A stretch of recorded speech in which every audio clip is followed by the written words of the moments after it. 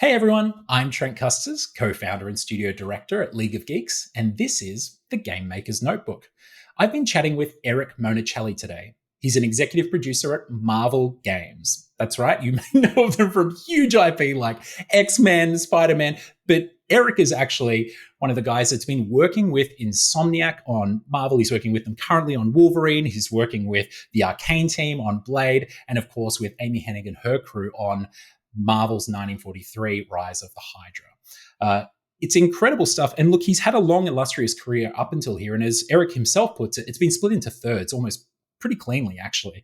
His motivation for getting into games is this idea of games as art, that games is a cultural art form that can stand alongside film and literature as tall, if not taller, on its own 2 feet.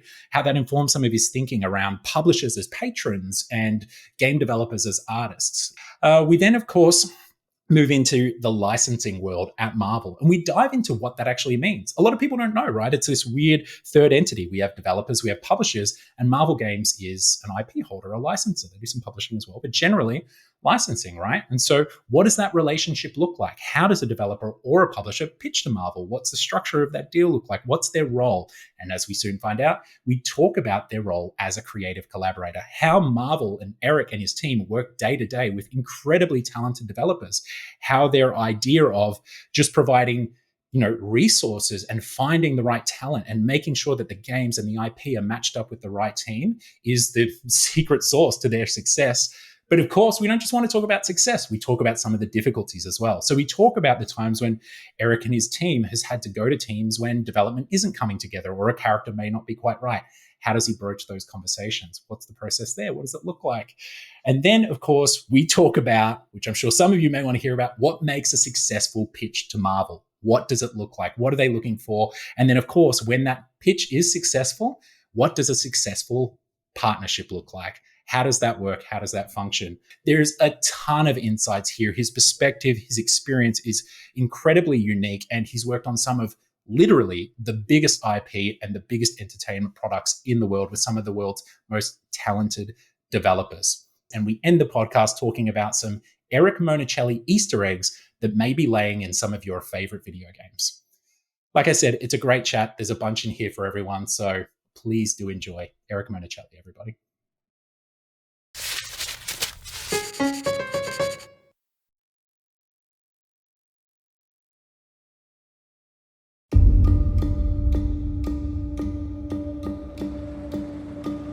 They're combing the streets, searching house to house. If they arrest you too, they will take you to their headquarters, and you will not return. I'm more concerned with the 6-foot cat man who's got claws that can cut through vibranium alloy.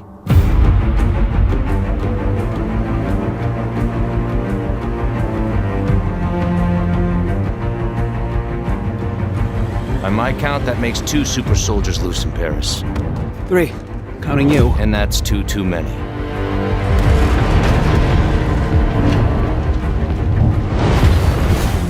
I'll be there before the sun rises. Before the Germans, before that American. The Eye of Force has been found.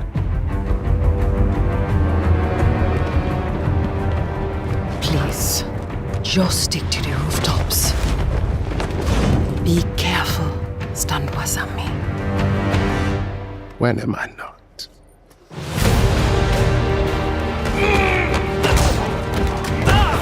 It's better if I tackle this one alone. You may encounter some obstacles. That won't be a problem. Our cat friend is definitely here too. By the look of things, he's not very far ahead. The American boy is right on your heels. Who the hell are you? If you wanted us dead, we'd be dead. So what do you want? Answers. That's far enough! Stay out of my way! Stand aside! I do not take orders from anyone! I don't have time for this. Neither do I.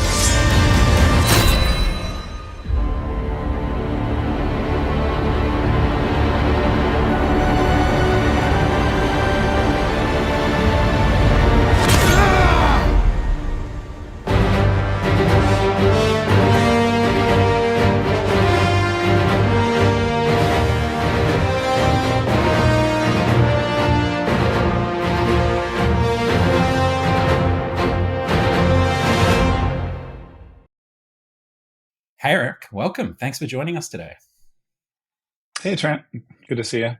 Yeah, you too. I think we were saying we saw each other a couple of years ago at DICE, but we first met at a DICE roundtable, which if you haven't been to DICE, anyone, it's time to go because it's a wonderful place to meet and chat. Our first conversation was incredibly engaging thanks to you and leading that roundtable at DICE. Yeah, no, I was terrified of doing that. It was my first time sort of leading around, but it was scary, right? Like, you never know what you're gonna the conversations or who you're gonna meet there. It's a great event. Probably my favorite industry event, just because so many good thinkers there, so many good developers, and I had an idea of something I really wanted to talk about, and that was, it was one of the most productive, interesting conversations. I mean, I met you there, I met Joe there, I met like a couple of different folks that I just still keep in touch with and talk to from time to time, and just had really, really good exchange about like, how games make you feel and how you empathize in games and all this other stuff too we got into. And I absolutely. remember 12. We'll get into that as well. Like I've got a little section in this episode to like dive into it because it was such a great conversation. Okay. And cool. Funnily enough, like you took notes then. I didn't take notes. So okay, good.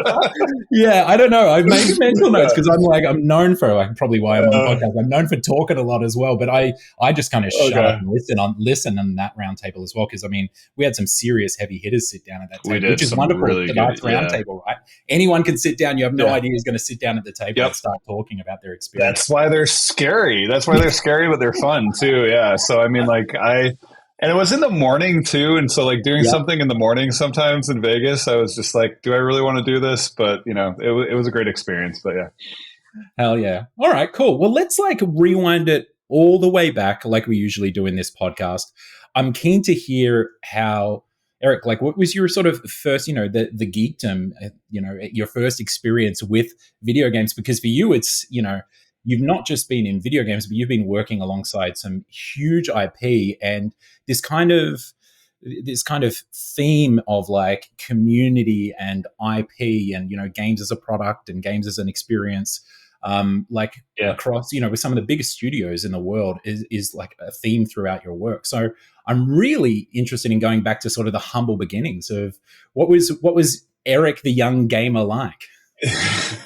Yeah, I mean, I really started super early. My dad almost got a job with IBM out of college. He did get a job with IBM out of college. And so he was supposed to go work on computers, and he knew a coding language called Fortran, which I don't know if any programmer uses anymore. Yeah. So it was this weird old coding language, and he programmed sort of like different things for the government. He worked on some projects that are now declassified around like the Patriot missile program. So if anybody remembers the Gulf War in the 90s, so he did some stuff around that. And he programmed some stuff for that. And he got this job at IBM out of college. And then he decided through the, family made him like come back and work for the family business. So he did that instead. But why I tell all that is he really, really loved computers. And like that was always something that he had in the house. Like I grew up with Atari 2600s and, Apple IIe and that sort of stuff just all over the house. And my mother was a teacher, and I used to go to school with her because a small town. I grew up in a really small town of like 2,000 people. And we would go, I'd have to wait for my mom to finish teaching. She was a speech pathologist. And after she was done, I would sit on front of this computer and I would play two games. I would play Winnie the Pooh and the 100-Acre Forest on floppy disk. And I remember that very distinctly, Apple II, putting that in back and forth. And like, it was basically like kind of like a find game. Like you went to different, houses. You went to like Tigger or Eeyore or any of the characters' houses, and you found like an object. So like one of them I remember was Eeyore's tail. So you would find Eeyore's tail, and then you would have to bring it back to Eeyore. And then Eeyore would say something that was like, very Eeyore-like and kind of like, thanks for noticing sort of thing, but like that sort of thing. So it really got me interested in like, why is this character not happy I brought him back his tail, right? As like a 6-7-year-old kid. But that was interesting. And then there was another one called Layer Cake. So there were like 3 different platforms, and the layers of they They were just bars, literally just like bars on like, little pixeled bars, and you would have to move them in the right order so they didn't smush and you didn't flatten the cake, and you would have to do 3 at a time. And it was always sort of like a little math challenge. So that was my first taste of it. And then just like, I just had it all over growing up. My dad got an Atari Lynx, the handheld system. Yeah. I remember that. Yeah. And that was like one of the very first games, California games. So on Atari Lynx, I played that so much. I just really, really loved California games on that. And, Game Boy, Nintendo, everything kind of came after that. Like I got my NES, a little bit after, I think 87, 88 it 1st came out. I don't remember, but got that. And then I just got huge into like Nintendo Power. I would like pour over them. I'd like, do that sort of stuff. And I had this ceiling tile in my bedroom that had like little, it was almost like platforms, right? Like it was like old 80s, whatever, right? And so they had like these little on the sort of on the tile. Right, yeah, exactly. You know exactly what I'm talking about. Yeah. And so when I was lying in bed at night, sometimes before I'd go to sleep, I'd like run my finger and try and get from one end of the room to the other. And so that was like my own game I was playing. And then the story I always tell, which is super embarrassing, but really kind of gets into like the depth of I got into it, like being an 80s kid. And, I've given a talk a few times about different things I think in gaming, but this is the story. Like all the cereal companies, so General Mills and all that, had all these things on the back of the box that just tried to get kids to love them even more, because like advertising was deregulated. They could target kids and all this stuff, right? Mm-hmm. And so I got a box of Kix cereal, which is like this corn cereal. I don't know if you've ever had it. Yeah, it's like a little circular ball of corn. It's not very tasty, but it's corn and sugar. Yeah, exactly. That's what it is. And it had Cubert on the back of the box, right? Oh, wow. And so as a kid, I was like, this is cool. What's this Cubert about? And so my dad actually showed me Cubert on Atari. I think it was on Atari, whatever it was on, at Commodore or whatever at the time. And I saw that, and I knew that he did this thing where he would jump around, but occasionally he could spit stuff out his nose. So I'm eating the cereal as a kid. So I took a Kix and I actually shoved it up my nose, and I tried to sneeze it at the back of the box. Right. This is video games causing violence, right? This exactly. What we've all been worried about the entire time. Right. So instead of going, the evidence is clearly evident in the 80s, but instead of going towards the box, it actually went further up my nose. No. And so my mom was like freaking out, of course, because I'm like, I can't breathe, like a little, I don't know, a young kid there, 7, 8-year-old kid. And I had to get like rushed to the hospital, and we're like on a gurney. And I remember I pushed in my nose like that, and it crushed it, and then it all came out, and that was it. But like being in the world and like getting immersed in games like that, it's just like, since I was so little, I just loved it. And then, it's funny because after a while I got really into music, and I played guitar and tried to sing very poorly in a band and that sort of thing. And I gave up video games. Like I stopped playing them for like a decade of my life. Yeah. Interesting. And so, it was kind of weird, but that was my formative stuff. And I've always loved them. And then of course, like Oregon Trail, Mavis Beacon teaches typing, like the classics, you play it. I played all those. And Tetris, which is my favorite game ever, is one I played a ton of too. So it can't be knocked. I think if you say Tetris is your favorite game ever, there's like there's no notes on the back. How can you? Yeah, there's exactly. Yeah, that's one of those games where it's timeless. It's timeless. It truly is. All right, so you spent that decade. Let's give us a quick little snapshot, because I love to talk about people's lives outside of games as well. So much of what we do day to day is like influenced by the industry, but more so I would say is influenced by our lives outside of games, and often the industry for the better, right? Like, tell me about those 10 years outside of games, and what were you up to, and maybe lead us into how you eventually found your way back to our great calling.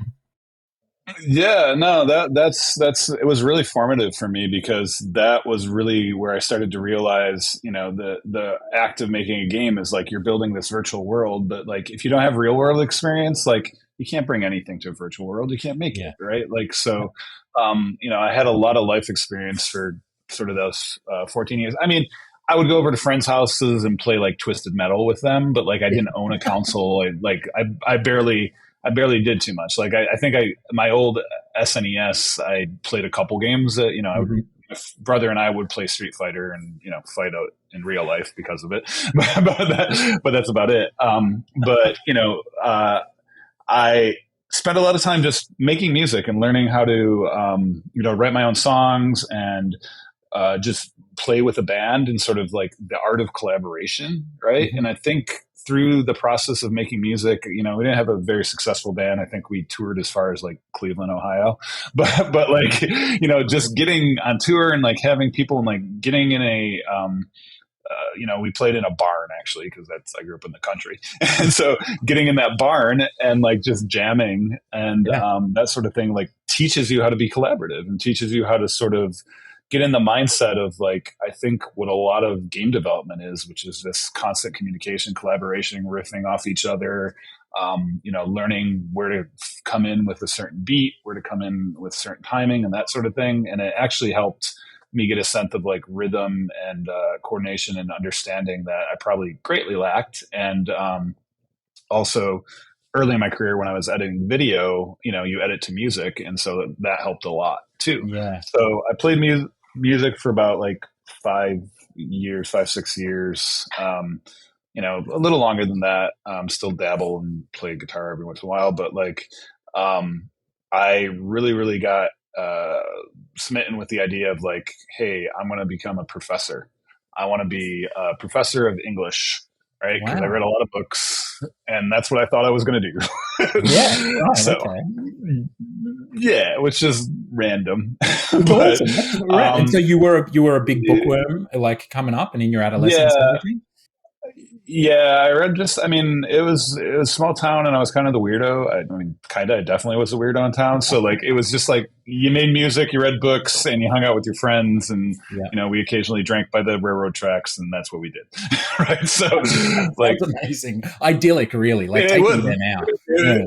It was. I wrote it like the Stranger Things, like riding your bike around the neighborhood. Yeah, I didn't have like a neighborhood, but I just wrote it down to like the lake. There'd be like a 2-mile stretch of land, and I'd like ride it down to. I was on Lake Erie, and I would like ride down to Lake Erie, and it was super chill. It was pretty great. A great childhood in terms of just like country idyllic living, and there were cows a couple houses over from where, and cow tipping was a thing. I never participated because I thought it was cruel, but like that's what man. Exactly, maybe it didn't participate, but it was a thing in my neck of the woods as well growing up as well. Very strange pastime for very bored children, pastime. Right?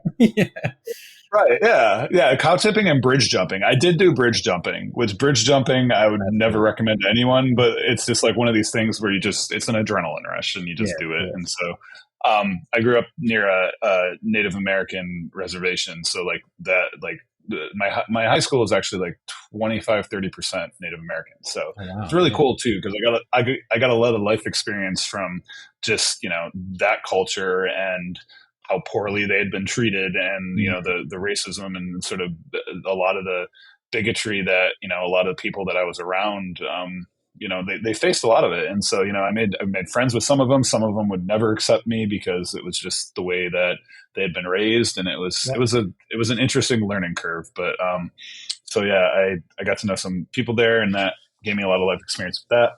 And then I think I got sort of, this fascination with books led me to just read all the time.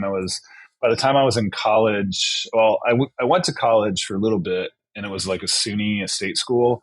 And I didn't enjoy it. It felt like high school. So I dropped out and I just thought I'd focus on music. I was working at like hardware stores. I worked at a grape juice factory. I was a lawnmower mechanic. I did like all this stuff. Right.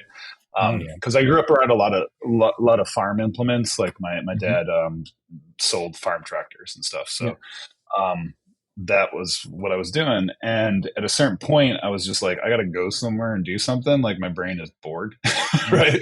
And so, it was tough. And I had a really cool girlfriend that sort of encouraged me to get into reading more and sort of use it as a stepping stone. So, went to SUNY school for about a semester, dropped out. Then she encouraged me to apply to NYU, and I wrote a letter to the dean there, and I was like, the English department. I was like, I love reading. Here's my writing samples, blah, blah, blah. And they admitted me. And so I got in there as sort of like a transfer student after a semester. And that's when I just read like crazy. Like I would read like 4 to 5 novels. Like it was Country Boy in the Big City, and I didn't quite understand what I was doing. And I would read novels to like escape from it. But I would also go out into New York City and get totally lost at the same time, right? Like take the subway and just end up somewhere. And 24 I hours started getting lost, into 12 hours in a book, 12 hours in the city.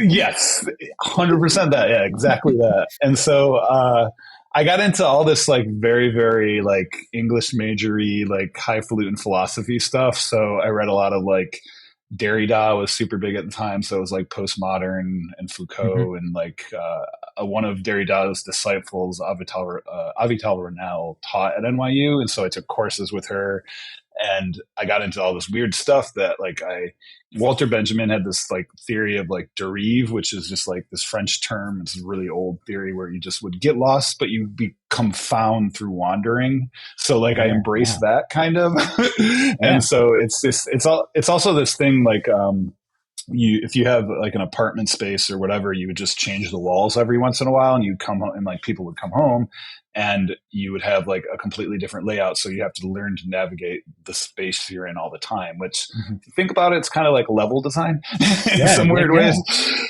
It's also like keeping your brain active in these little passive ways, right? It's beautiful. Yeah. Yeah, it's a pretty beautiful intellectual concept, and it does really work for like if you feel like a stranger in a strange land. It helps you really get into that. Getting lost and then figuring out your way back home is like the quickest way to learn something. I still believe in that, right? Like it's all great tales of that, right? Yeah. Yeah, exactly. Yeah, that's all great tales. And nowadays it's impossible to get lost because we have GPS. But like in the time, there's a whole podcast just in that sentence. Exactly. Yeah.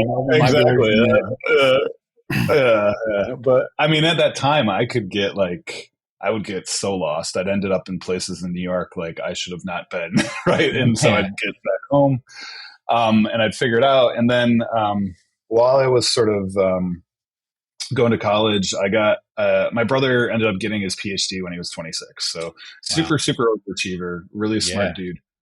So that sibling rivalry kind of spurred me to be like, all right, I need to get a PhD too, which I don't know if I really wanted one. And I got really good advice from a professor at NYU, Patrick Deere. He asked me a question, and he's like, can you picture your life without doctor in the front of your name in 5 years or 10 years? And I was like, yeah, absolutely. And he's like, don't do it. Don't get one. And I was like, good advice. Okay.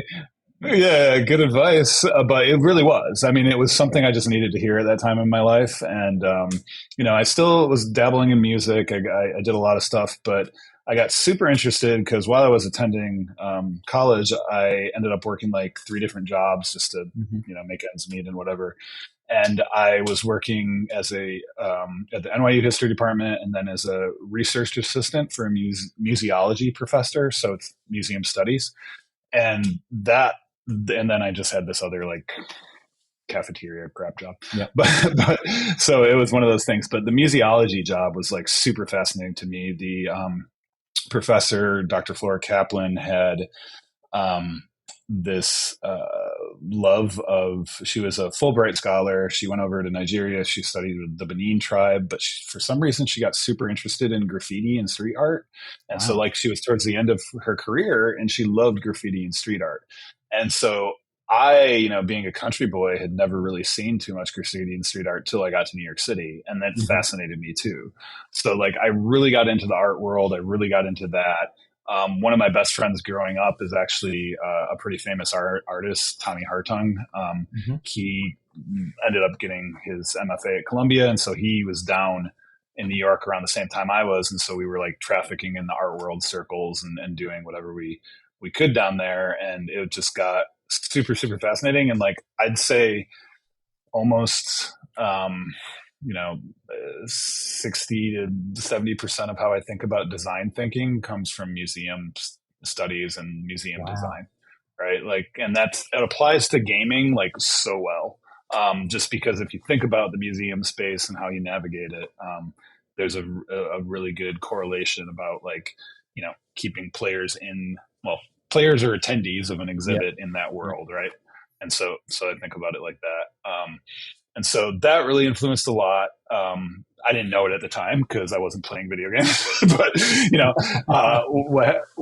what happened was there was a game called God of War, and I loved mythology, and I was just like, mythology's always been my jam. Like besides Tetris, like Hades and Hades 2 are like right up there with favorite games, and so I think I really, really got back into gaming just because the 2005 God of War. I bought a PS2 for it. How did you discover it? How did you find it? Did you see the ads, or was it a friend that had it, or what was that moment that happened?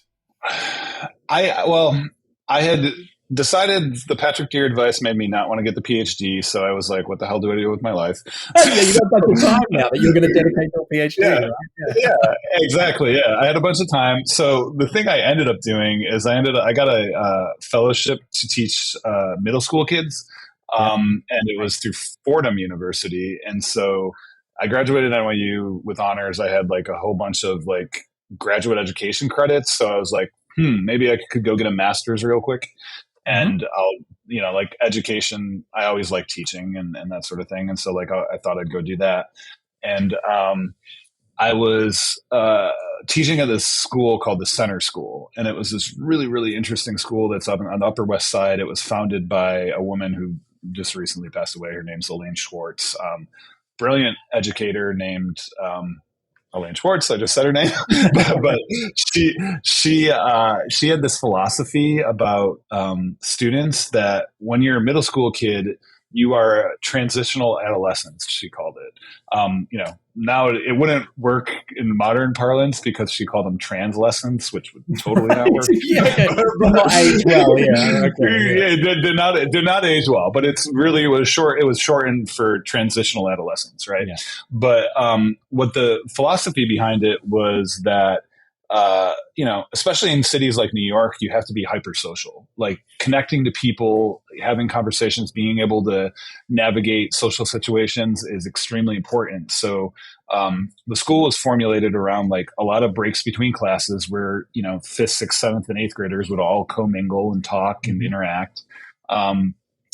Every student group had a support teacher. So if you had a problem with, Mr. Valdez or some other teacher, you could come to, Mr. Eckhart and tell Mr. Eckhart, like, hey, Mr. Valdez and I are not getting along. Math has been really hard for me. Can we both go talk to him on my behalf? And so it was this interesting, it's a brilliant, brilliant way of running a school. And it really, really made students like, think about being advocates for themselves with the support they needed from adults, right? Yeah. And like helping each other, right? Yeah. And I loved teaching there. I taught there for about a year, and there was a kid who was like a total problem child, like just a problem. He would bring a butterfly knife to the playground. He did the doorknob handle trick where he locked himself in the bathroom and then lit the doorknob handle with a a cigarette lighter and burnt the teacher's hand trying to get in there. So problem child. So he came in, we got him like a school psychologist, and I got to sit in some of the sessions and watch some of the therapy. And I was like, wow, this is interesting. Maybe I want to become a psychiatrist. Mm-hmm.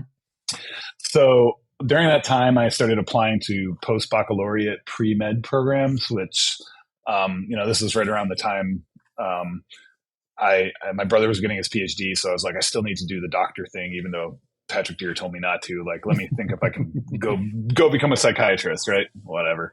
And so I got into this one program at Columbia, and I did it for like 9 months or less than that. And it literally led me to I'm still very proud of myself for this realization, but it was like, this isn't ivy, this is moss.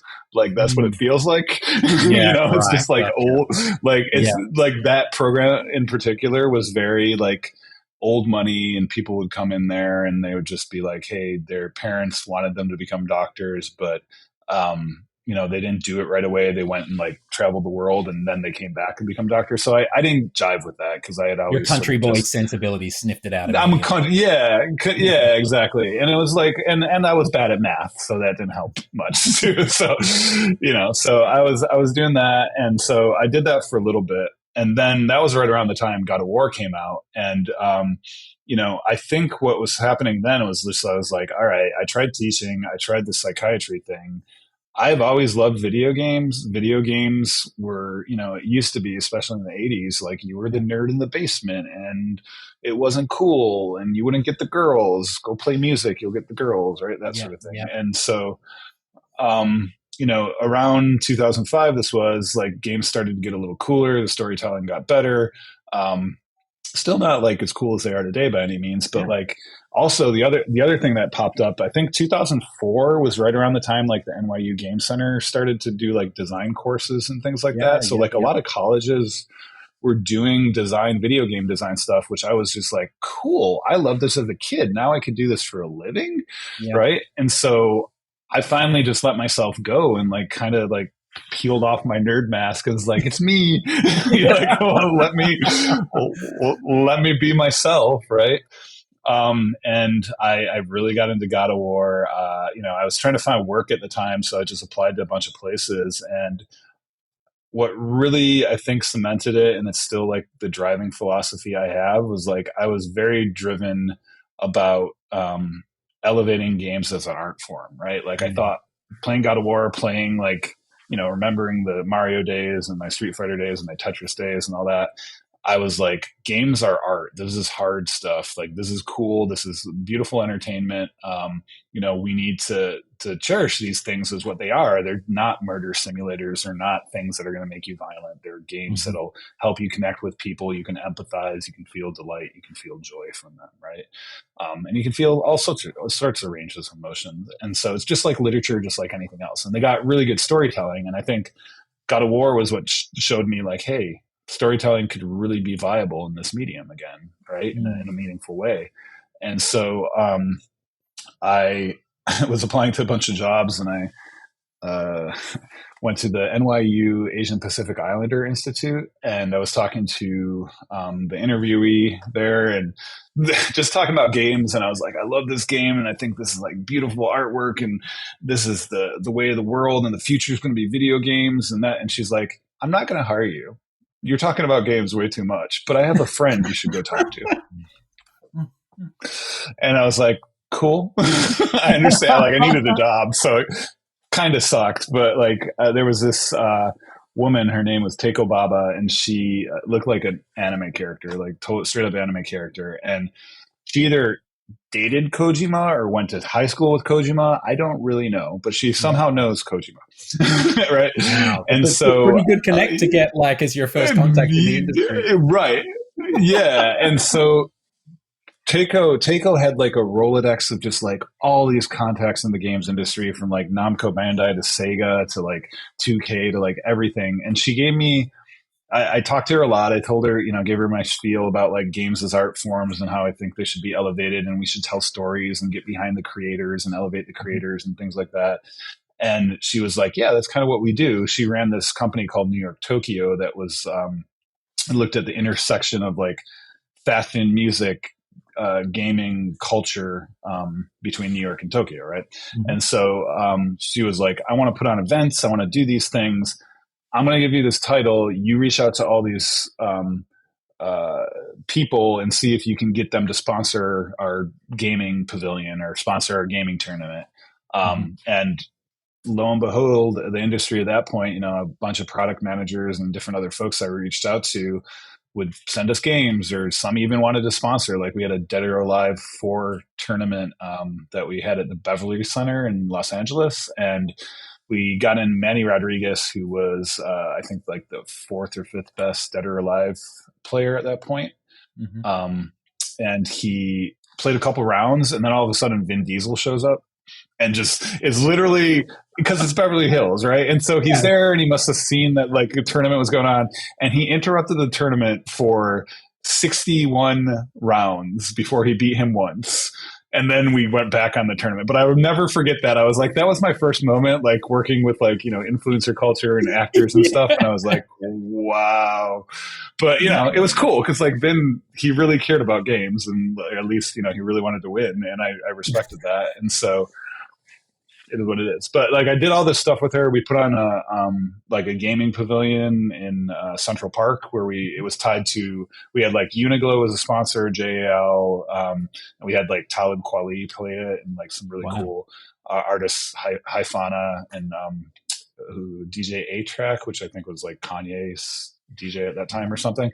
And so it was just like this festival of like gaming and music and fashion and all this stuff and New York and Tokyo. And so that sort of got me in the door, and then kind of took my career in a new direction. Yeah, because I can see earlier on, I was thinking like when you're talking about your time away from games, a lot of the time when I'm chatting to people, I can see the line and I can see it coming from 100 yards away or whatever. It's like, okay, this is how they got into games, or yeah, it makes sense. But you were just like off in left field. But I can see it now, right? Like you've started in events because I believe your first job, like solidly in games, correct me if I'm wrong, was at 2K in marketing, right? And some like incredible titles there, like Bioshock. You shipped Bioshock, The Darkness, Civ 4. Like very, very lucky boy, so to speak, to like walk into that arena. Right? I was, but what they were making at the time was the Da Vinci Code and Happy Feet. So they were doing licensed games. So 2K was like super early days, and so I actually interviewed for community manager on Bioshock, and I didn't get hired. They didn't. They were like, no, we're not hiring you. But I went through like 8 hours of interviews, and they were the marketing director, Tom Bass, who I just had dinner with the other day. He actually was like, but we really liked you, so we're going to give you a title, and you figure out what you need to do because we need help. And so they made me marketing coordinator. Oh yeah! And so that sort of was like my first foray into the industry, and it sort of laid the foundation of how I think about like every job I approached of like, all right, this organization has something that they need help doing better. Like, how can I help be that person? And so when I walked in the door, it was like Da Vinci Code and stuff, but they were rolling off and trying to do better and better titles. And Bioshock was the one that we're trying to make. It was a mess when I walked in there. Like Bioshock was not an interesting game when I first joined. It was like, I remember I played it and you would get really claustrophobic because like the field of view they had on it would make you sort of like, and it meant to make you feel like you were underwater, but they had to widen the field of view and change everything. But it was one of those things. But while I was there, I realized what they needed help with was editing video. And so one of the associate producers who I work with today now, actually, his name's Walt Williams, and Walt went to school and just knew how to edit video. And he's like, I'm going to teach you how to use Final Cut Pro, and you and I can make some trailers and see how it goes. And so we made a couple of them, and like all my music background and everything, I think really helped with like editing and, hitting things on rhythm and time and beat. And so I proved my worth doing that and just kind of built a career from that. But it was weird because like I didn't expect to keep a job there. It was like, I think I was employee number like 35, 40, something like that. And it was early days for 2K. So, yeah. And oddly enough, the first game I worked on there was Fantastic Four and the Rise of the Silver Surfer, which is like a little weird, right? Like how things can really come full circle. And I mean, talk about full circle. You were talking about playing on your Atari Lynx, right? And now your next job after this was Atari. So let's do a bit of a lightning round because we could spend all day on like you've been at. I mean, after this, if I'm looking at your LinkedIn right now, it's like Atari and then Cryptic and then Capcom. And then, of course, you end up at Naughty Dog and Infinity Ward where you've, shifted from marketing to communication. So I wanted to sort of just blaze through the marketing side of things, and then we can spend a bit more time talking about community because I know obviously the Marvel community is huge, right? Like one of the biggest fandoms in the world. Awesome. And it's a huge part of what you do today. So I do want to spend some time on the community side of things. But tell me about your time sort of moving through coming through 2K and then Atari and on to, like Cryptic and Capcom. What were sort of the things that you've taken with you and like some of those, trial by fire or rite of passage moments like through those experiences on the marketing side of things that's informed you today in the work that you do? Yeah, I mean, I think a lot of what I've seen my career right now is almost like split in thirds. Like I was at publishing houses for a third, then I went to development teams for a third, and now I'm doing licensing slash, which is like publishing and development Yeah, at the yeah. same It's time. a big, so, yeah, we're going to talk so more about that yeah, because a lot of people don't know yeah, how that works yeah. as well. Yeah. Yeah. So it's one of those things where it's super interesting that I started that, but like the early days I was just video games were a lot different in terms of like how they were made and how they were assembled. Like I know the one thing that I really took to heart was like seeing the different kind of voices in the room and how they're different backgrounds. Like I remember one of my bosses at 2K on the editing side, I think he went to school for like microbiology, right? Like it wasn't like a thing you would think was like a video game thing. Yeah. And then, then I had people that were like, I've been programming and writing C++ my whole life. Cool. Right. Like they're, engineers or whatnot. And so it was just a different sort of disparate kind of makeup. And I always found that the people that sort of had the most life experience and had done a lot of different things to sort of inform these virtual worlds they were making would contribute in the most meaningful way to the games, right? Like whether it be like communication messaging, what they were doing, or whether it would just be like understanding how to player intent and sort of contentment, right? That sort of thing. Or It's just also the like that. aesthetics sometimes. It's that like it's that outside of work experience, right? It's like your interests or your interdisciplinary stuff. It's one of the beautiful things about our medium and our industry is that just by its very function, like you're saying, it's every team is made up of people who's not only do different roles, but their brains are kind of like entirely differently in regards to how they see the world or how they view things across an entire team. Yeah. And that's what helps make games connect, because these games are intended if you want, and some games are built for certain audiences, but like ultimately like we've been playing games since we were like cavemen and cavewomen, right? Like in the sand. So like game playing is just in our DNA. It's like hard coded there, and so just making something that just sort of connects on that level or in that sort of engagement way is something that is tough to do, and it's something that takes a really collaborative effort. And so, I think a lot of the marketing experience, I learned how to speak to audiences authentically, talk to them in a way that like made them feel connected and sort of built into the world that you were making. And then what are their needs, right? Like a lot of it comes down to that sort of thing. It's like when you're playing a game, like you have certain fantasies. There's like an amazing GDC talk that Tim Schafer gave. I don't remember when he gave it, but it was like he talked about all games being wish fulfillments, and I've taken that to heart across everything. So like he talked about like sometimes you just want to strap on a giant mech suit and run through the thing, or sometimes you want to be the vampire or whatever, right? And so like that is what games, especially in our medium, tend to be, is these form of wish fulfillments. And so I watched that or listened to that talk, I think, early on. And like, I've just carried that with me throughout everything. But I think the foundational thing that really was the through line was that stuff I was talking about before I even got in the games industry, of just like looking at the craft, looking at the art, thinking about games, how they were, as an art form. And that's very idealistic in some ways, because the truth of games is there's a whole business side of it. And so when I was marketing and in the publishing teams, the 2Ks, the Ataris and Capcoms and stuff like that, they taught me that, there's publishing, there's development.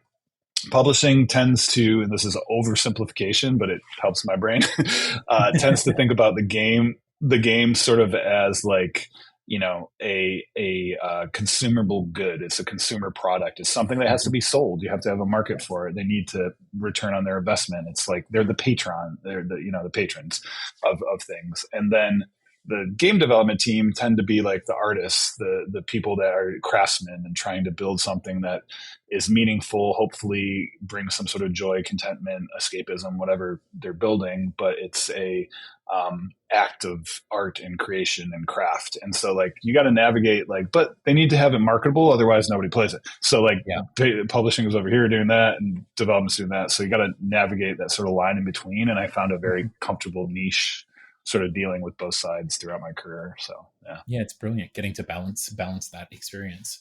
So let's trying to balance. Well, it's kind of like the Japanese master, right? It's like Jiro dreams of sushi. Like even when he's left this mortal realm, like he still in his mind won't have perfected the craft of sushi, right?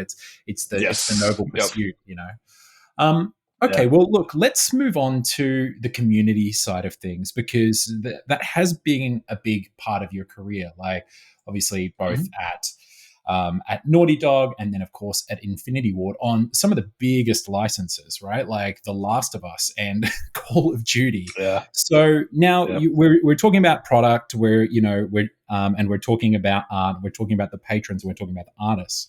But there's obviously this other third element, which Marvel has huge long history working with, and you're spending a lot of time, no doubt, working with yourself. Is the community, is the player, right? Is the folks who are experiencing this art or purchasing that product. So how did you get involved at Naughty Dog? What was the sort of what were the things that you learned about the way that they engage with their community, and some of the work that you involved yourself in there?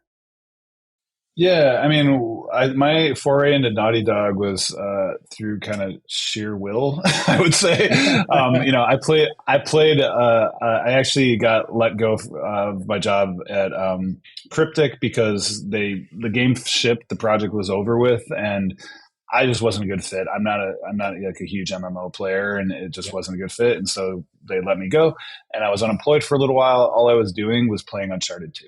That's literally all I was doing. And so I was like, I love this game. This is so great. And I had spent a lot of time sort of, figuring out what I wanted to do next, but I wasn't sure. So I had some time in between, things, and I was playing a lot of it. And I landed a job. I tried to get a job at Naughty Dog then. I didn't. I ended up landing a job with Capcom.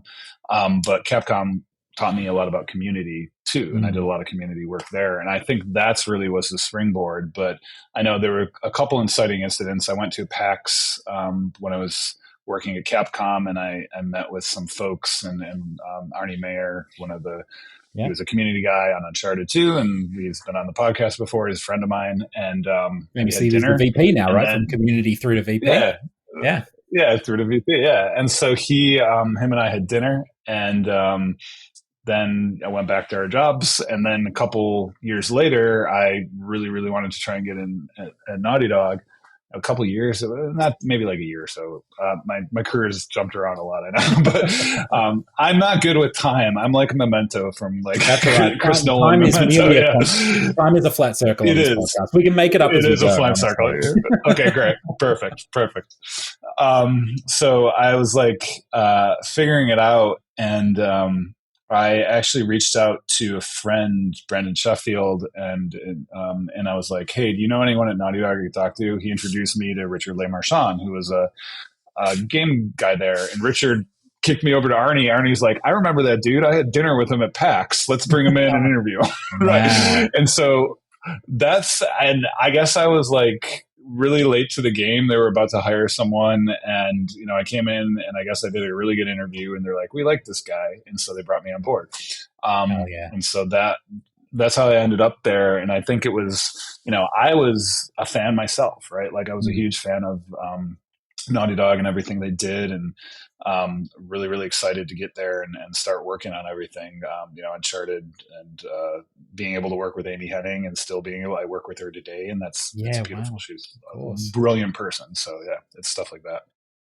Hell yeah. And so then you were there, you worked on Uncharted, you worked on The Last of Us. In fact, I believe there's an Easter egg, an Eric Monacelli Easter egg in The Last of Us. Am I right in saying that? Yeah, there's definitely an Easter egg. It was it's really funny because I reached out, the artist that did it, she started her own game studio, and I reached back out to her recently, Heather, and I was like, "Do you remember when you put that picture in The Last of Us?" And she's like, no, I don't.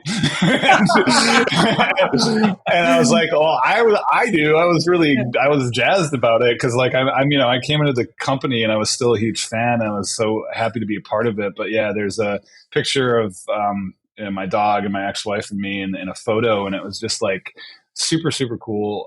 Little Easter egg of that in there, and like being able to work on that project. I mean, Bruce Straley and Neil and everybody there, and Evan Wells and Christoph Lester, like that whole like creative hive mind there was just really, really awesome and a really formative experience for my life. Yeah.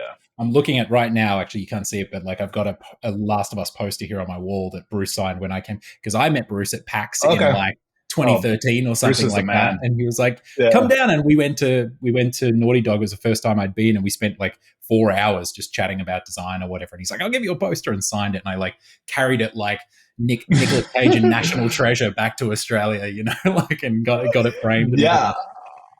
I totally, so that poster behind me right there is Last of Us, and it's the only video game art poster I have. It was on Artist Proof. Jay Shaw and Ollie Moss did the design. It was supposed to actually be the cover for the vinyl, but Neil didn't like it, so we went with the two hands holding. Yeah. So he liked it, but he didn't like it for the vinyl cover. Yeah, and so and so we went with that instead. But that was the poster we made, and I absolutely love it. It reminds me, my mom had a Peter Max poster in our basement growing up, and that it looked like that. And so like it just like all connects me back together. And I like our art has always been a through line with that. And so but that was sort of the thing. Like I realized what it was to be a fan, but what Naughty Dog taught me was like the discipline of like not bringing that fanaticism to your job, right? Like you can be a fan of something and not be a fan. You got to balance it to not be a fanatic. And that's really like what helps grow and build communities. And one of the best stories I have from it, and I'm in contact with him, there was this guy on the Uncharted forums, Uncharted 3 forums. I can't remember his handle, but like, old forum boards he would post on all the time. And he's like, why can't we have pink boots? I want pink boots. I want to walk through and play multiplayer in pink boots. And I was like, every single post, no matter what we talked about, it was just like pink boots. And at a certain point, I was just like, all right, I'm just going to DM this guy and figure out what's going on and like why he really wants pink boots. And he's like, I just don't get it. And we talked through DM, and he's like, I really just want to, like, why can't you guys do this? And I was like, all right, let me go talk to the team, see what they can do. And so I actually went and I talked to a couple engineers, and they're like, I talked to the art people first. They're like, it's not the aesthetic. You're in the desert. Why would you wear pink boots? Right. And then I talked to some engineers, and they're like, we could just do like a color shader slider. Like maybe you have desert camo, like different color camo, that sort of thing.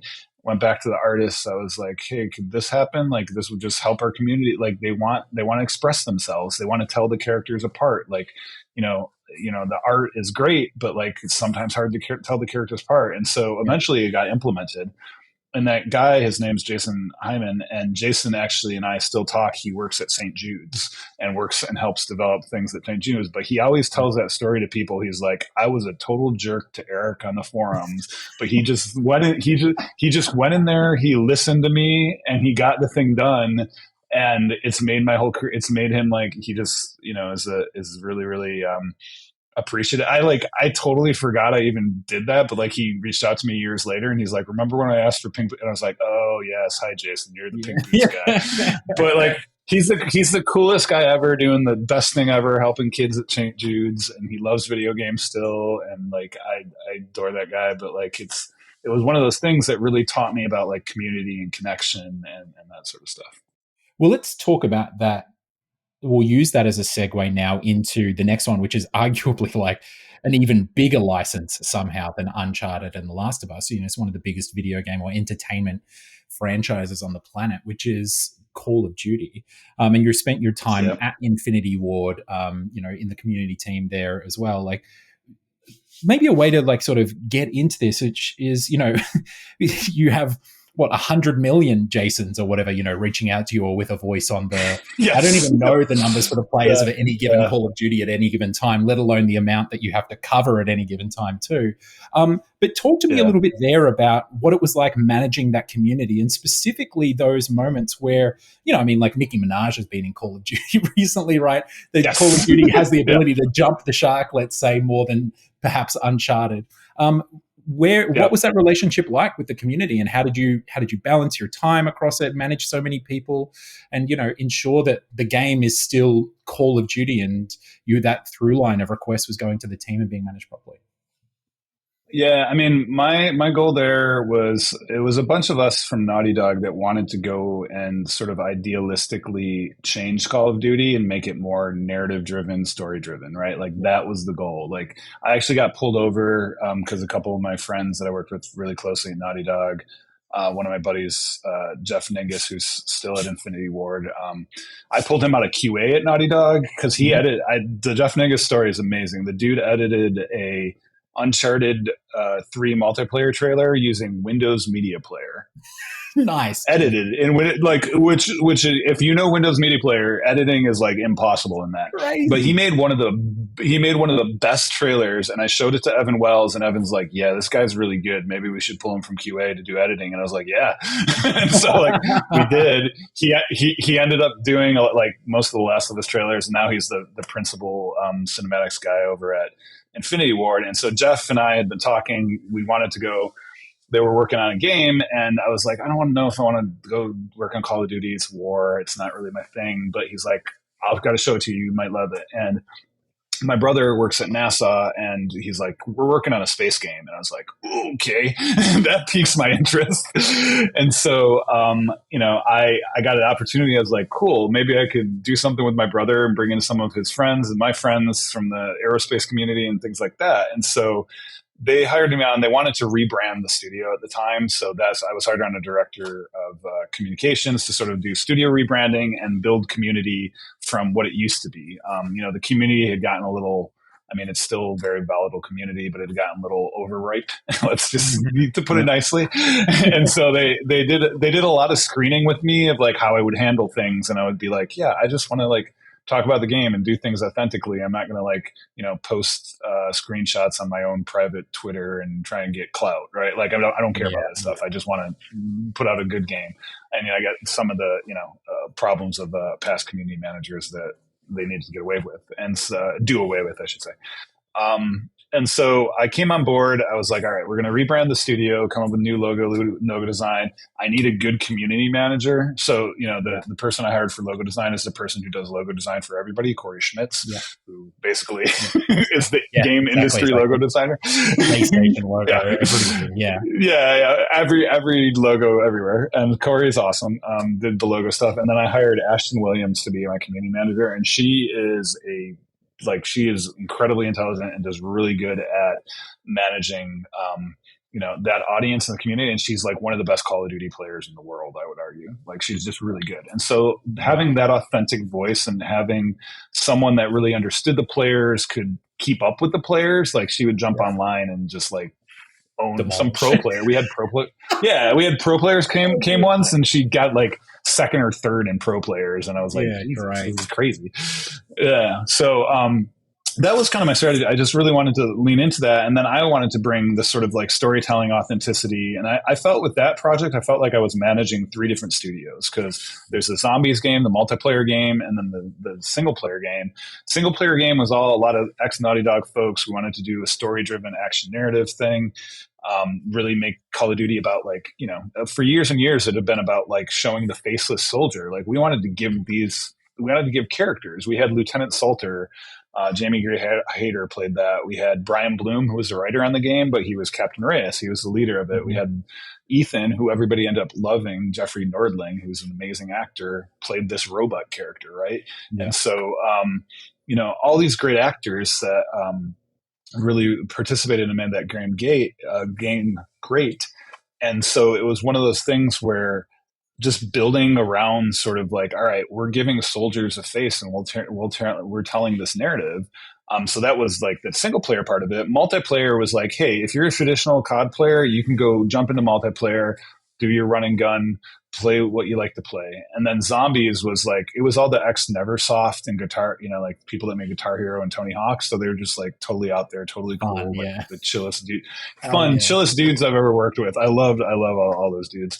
And so they made the Zombies mode that was like totally off the wall. David Hasselhoff was in it. Pee Wee Herman was in it. Like a bunch of SNL cast was in it. It was great. And so I got to work on like 3 different games when I was working there. I became like everybody's therapist for whenever problems came up.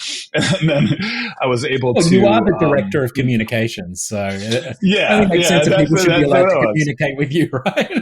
Yeah, that's what it was, and I know that's a large part of my job. Like I wanted to become a psychiatrist a long time ago, but a large part of my job is just talking creatives off of the ledge Yeah, be sometimes, careful what right? you Like, wish for, right? yeah, exactly, right. So I kind of got that, but and I think the interesting part about it is like I loved working on that game so much because we got to experiment and do so much. Different, but it gave me the taste, and it was a really weird interview. When I got hired there, I remember I went out to lunch, and the studio head, I won't name names here, but the studio head said to me, he's like, "Oh, you come from Naughty Dog?" And I was like, "Yeah, Naughty Dog." And he's like, "Oh, they're kind of like an art house." And I was like, "How is Naughty Dog an art house?" Right? Like I was just like, Yeah, like a $200 million one, maybe. Yeah. right. But yeah, exactly. But contextually in that time, it just made, like he wasn't off because like Call of Duty was like blown, like they were selling so much then, and Blockbuster, right? But they framed everything and they marketed everything and they drove everything as like, this is entertainment. Like this is not just a video game. It goes beyond. And so it sort of got into like my early career ethos and thinking about like, how do we make games as big as possible? And I was like, Call of Duty is doing it. And I still say to this day, like what Call of Duty is it's a sport. Like you have football, soccer, baseball, hockey, whatever, normal sports. And then you have the sport of war, which is Call of Duty. Right. Yeah, and so it comes out annually and that sort of thing. And so, I think working on that game, a lot of creative challenges, a lot of things I got to sort of sort through, but like I got to work with everybody, like so many entertainment people came through. I got to my dream of working with some NASA, SpaceX people. There's actually some SpaceX audio in Infinite Warfare that I'm super proud of. We got to, I sent some people to record and they put it into the game. So it's really kind of cool. Incredible opportunity. And like, so you're the director of communications. How big was your team to communicate with such a huge audience, and then how was that role sort of split between you and say the Activision side that are, I would imagine doing marketing and community management across a number of titles? Yeah, I mean, my team at Infinity Ward was tiny. Like we were just like, I think we were like 4 or 5 people, right? And so, I some contractors, Ashton, it was pretty much me, Ashton, and then Corey was my contractor, but like I had him sort of always on call, and like I would do community stuff, I would manage it, but like I just kept a very consistent rhythm of like a lot of learnings I had from working on Naughty Dog stuff and Capcom stuff before that. I built a really good community with one of my other favorite games of all time, Okami, the Okami brand. And so I learned a lot from that process at Capcom, and then the work I did on Last of Us and Uncharted. But I think really what it was is Activision is think whatever you want about the company, but like they are a well-oiled machine, right? In terms of marketing and how they really, really message things. And I really respect how they run their marketing and just keep a consistent message and playbook and how they get all their ideas out there. And so worked really closely with those teams. They had their own community teams, and then we would sort of tie into them and work with our own internal messaging. I was really fixated because I came on to sort of reshape the IW brand a little bit. Like I wanted to make the studio brand a certain thing. So that was my focus. And then Ashton would talk with the players and bring players in.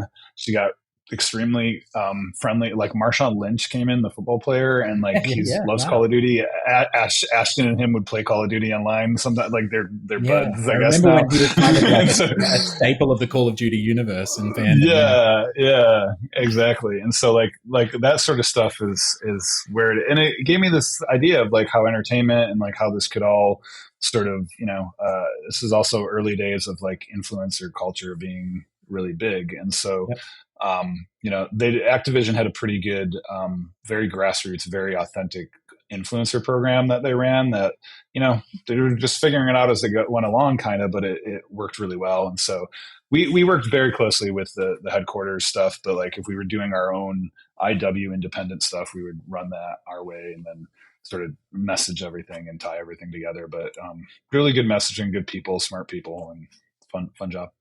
Hell yeah. So we've got two-thirds of what you were talking about, right? We've got the development, we've got like the publishing side of things, and now we're heading into that licensing middle ground. So let's do it. Let's launch into the multiverse. From here, from Infinity Ward, you end up at Marvel. Tell us about some of the early days at Marvel, because you join as a senior producer, and then sort of like very quickly after that, or the director of production. Your current title, executive producer. Like overseeing all of product and sort of franchise development over there, alongside your obviously fantastic colleagues like Haluk and Jay, and obviously running it. Tell me about those early days on the production side of things, like, and sort of, and then we can get more, I guess, into, working sort of more strategically with teams and product. But like, how did you find your footing as, like, I guess, a producer in the licensing world? Yeah, I mean, I think it was a challenge. So when I first applied to Marvel, I actually applied to Marvel like multiple times throughout my career, and I sort of thought I would work there. I never really, I was like, maybe I'll get in, maybe I won't. And then at a certain point, one of my old buddies from Capcom, Mike Jones, was the executive producer on Marvel Games, and he was like, hey, we need someone to help come in who knows single player narrative games. And, you're going to be a senior producer. You'll work for me, but we'll figure it out. And I was like, okay, I guess that works. Like, we'll see about it. And at first I was like, no, I don't want to leave.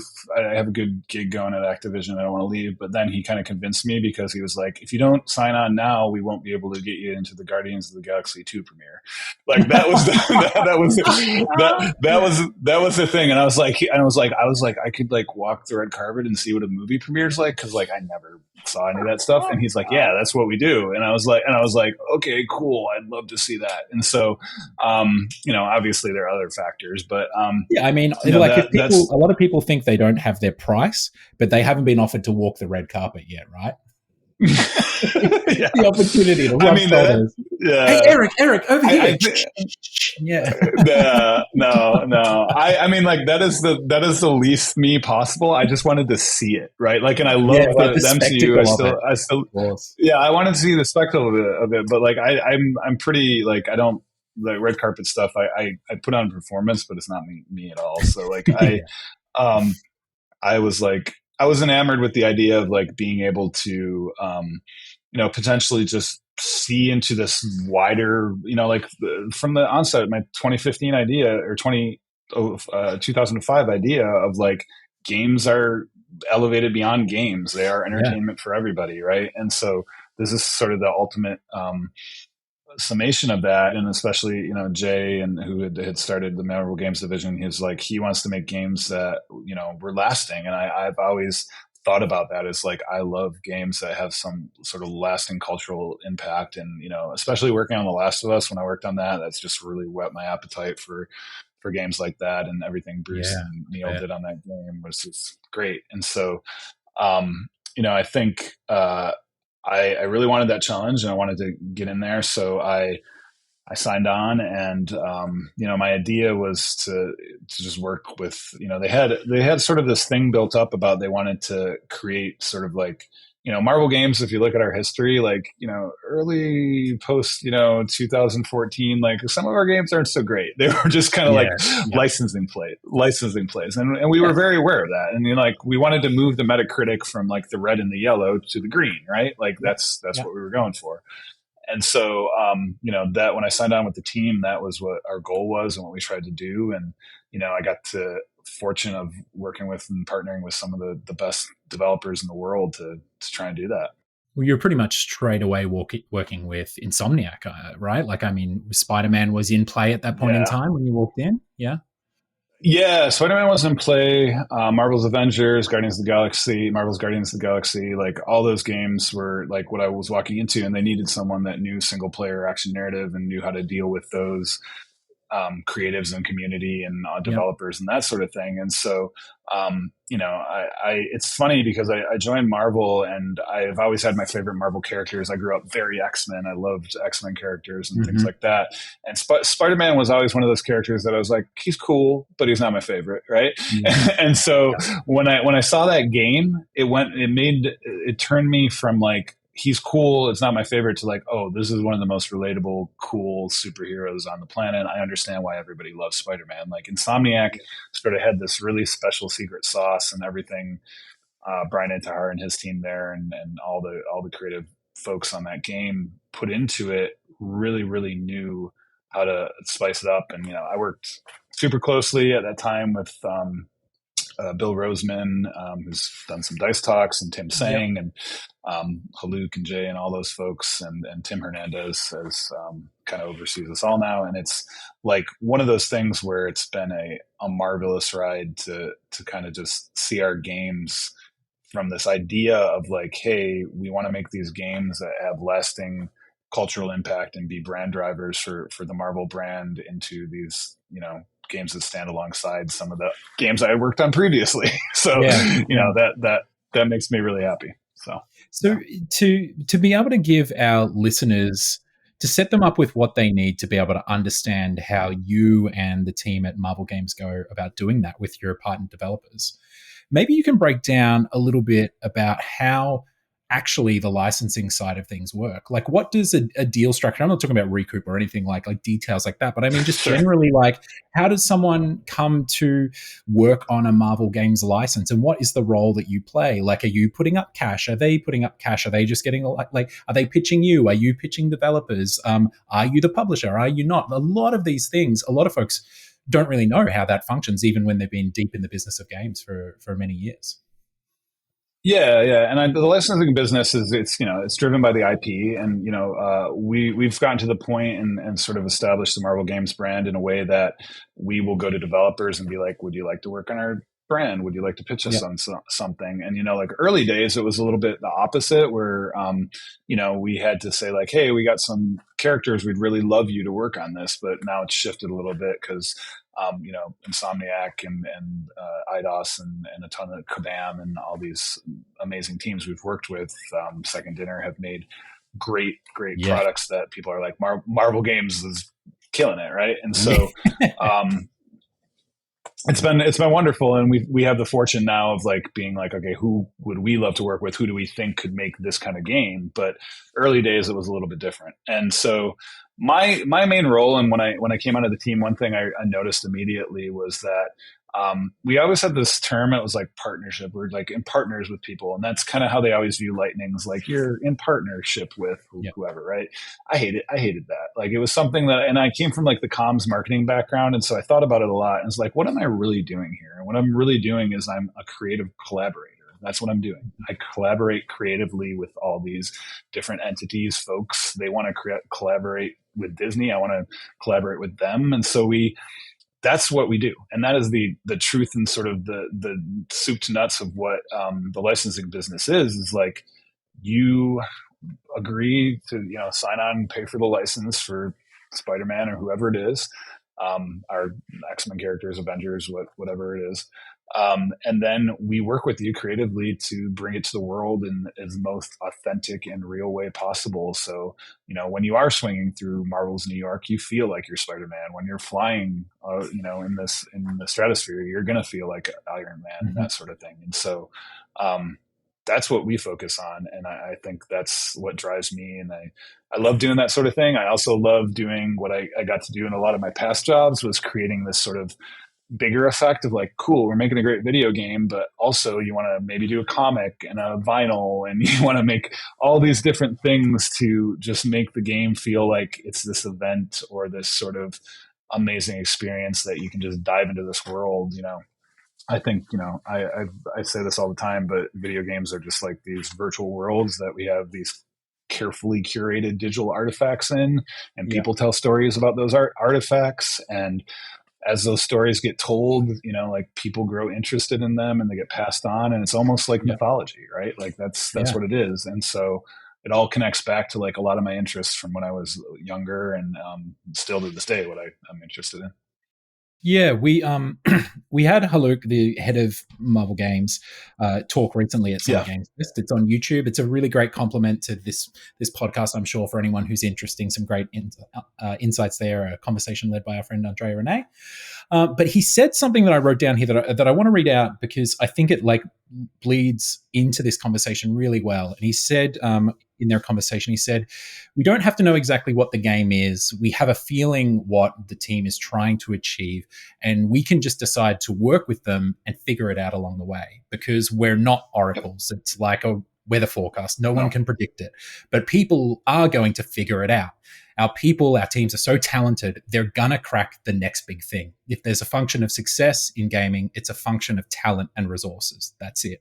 Now, I love the honesty in this, like the searingly vulnerable understanding of like your function and role at Marvel Games. I mean, this is like the heads of one of like the largest entertainment companies or IP holders like in the video game space. And he's sitting there going like, we don't know what that is going to happen in 5 years' time, but we find the people who have an idea, and we find that talent. We have talent on our team, and then we just supply them with resources and support. And that's where it comes out. So how does that, let's talk a little bit more about that exact process, like your experience with production and your experience as the executive producer. Like Spider-Man is one of the best video games made, period, let alone one of the best Marvel games made, right? Or one of the best superhero games made. It's an incredible result of decades of Insomniac's work leading to one place, but obviously the hard work that yourselves at Marvel have done over the years and did on that team. So step us through the process of ensuring that these great teams have the resources or have the support. How do you help them along the way in achieving that goal? And like, what are the touch points? What's sort of like contractually there versus what's actually the relationship look like day to day, week to week, month to month? Yeah, I mean, relationship management is what it's all about, right? Like at the core of this, the game making is like a fundamentally human process, right? And you're going to go through ebbs and flows. You're going to have to support them when, they got certain ideas that don't pan out, and then like amplify the ideas that might just not break through and that sort of thing. And so, a lot of what our teams do and how we think about the production process is we're just very, very transparent early on, is like, this is your vision. This is what you want to make. We're here to help guide you. Like, we are kind of like your sous chef, right? Like, they're the head chef, we're the sous chef, right? Yeah. And we know everything that's going on. Maybe we're like the emeritus chef or something. Like we already ran the restaurant. We know like that sort of thing. But like, we want to help you cook. We want to make sure that like whatever you're making super tasty. But the idea is that, fundamentally we'll bring what we know about, all our team, as Luke mentioned, has background in gaming or has worked on games for a while. And we know how sort of the dev process can go or not go. And we help facilitate that, right? Like, we help make sure that there aren't blockers that you traditionally have with, some sort of, just IP in general, like no matter what it is, if it's licensed or unlicensed. Sometimes with IP, you just hit these road bumps where you're just like, I don't know where it goes. I don't know where this character, like how can we bring this in? How can we make this pertinent? How do we keep this thematically appropriate? How do we keep the lore intact? How do we keep the character designs looking authentic? The biggest thing that I think I always bring into the work I do is the design principle of Maya, which is I've sort of changed and adapted, but it's an industrial design term, and it was the guy who worked on like Amtrak and some trains and stuff. But it's making something accessible yet approachable. So like what this is, and you may recognize it, but like, cool, that's Spider-Man, but that's a different kind of Spider-Man. That's something that I want to play as. It's something I want to approach. It's something that speaks to me. And that's for the gaming audience. So understanding the audience, understanding player needs, understanding that sort of stuff, but knowing that the developer has a clear vision, right? Like, never lose sight of that. And so I think we do a lot of day-to-day conversations over story details, over gameplay details. We all play the builds. The thing I love most about our team is everybody on our team plays games, no matter what it is. Like, we all play games. Like, there's nobody that's like, cool, I don't like to play games. I just work here for a paycheck, right? Which I love. And so, there's a lot of ideas and exchanges about like what cool things we can bring in from past experiences or games we work on, or like what reference we can bring in. And obviously our main role is to bring them the Marvel knowledge, right? So if they want a character that has a certain feel to it, like, we'll see if that character works and we can help get it in the game, or that sort of thing. If they have I don't know, a way of like how they attack, how they move, how they animate, all these different things. Aesthetics, obviously, how the character looks, like fundamentals of the design process and things like that. We have a creative team that our production team works really closely with. We have, weekly phone calls and Yeah. check-ins and daily text message and Slack and emails and all that stuff. So it's just a lot of communication. We feel like we're a part of the dev team, and I think that's really what the sauce is like every dev team works differently, and if you can feel like you're ingrained and sort of working alongside with the dev team, we're helping people make the thing while they make it, and we're just part of that team. Yeah. And it's phenomenally insightful, like hearing about that process. But I guess there's also the moments where, and being the license holder, and your job as being the keeper of the Marvel IP and making sure that things are true and authentic to that.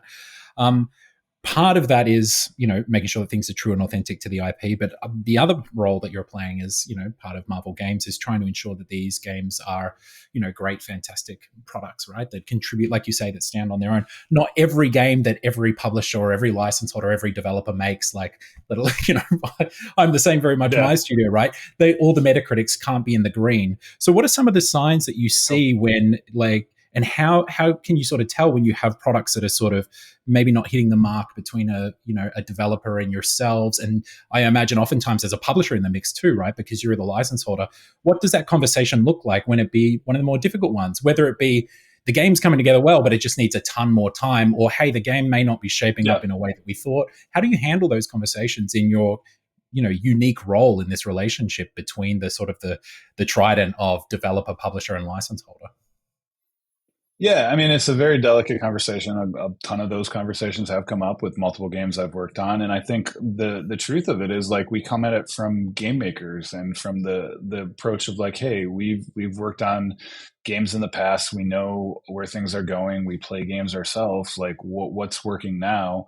And then sometimes with character stuff, I think Marvel's survived as long as it has and been as successful as it has is because it's a very fluid brand, and brand fluidity is important, especially for like creativity. So like if somebody comes to us and is like, hey, we want to do this thing and make this character wear X outfit or behave this certain way, like we don't say no. We're not going to say no. We're going to listen out. Is there a narrative reason? Is there a gameplay reason? Is there something that makes sense?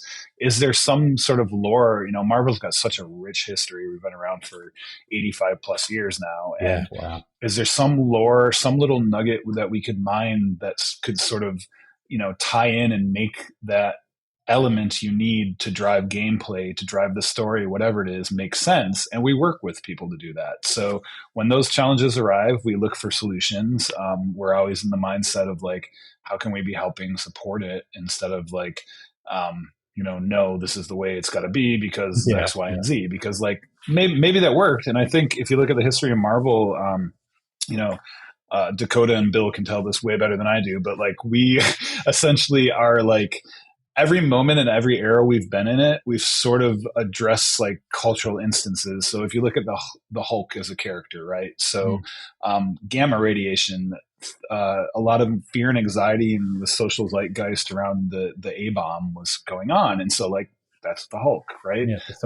Look at social commentary on that. And so we have to adapt with the times and change with the times too. And video games, can be a medium for that. And, I think, all our partners do a particularly good job with that. And I think, I can speak best to what I've worked on, which is mainly the Marvel Spider-Man franchise and all our franchise console stuff. And I think the Marvel Spider-Man franchise stands out particularly in that regard because that's something Insomniac cares deeply about, right? Like being something where it's like doing some social good, putting it out there. Like the hero sort of aligns with everything that's going on.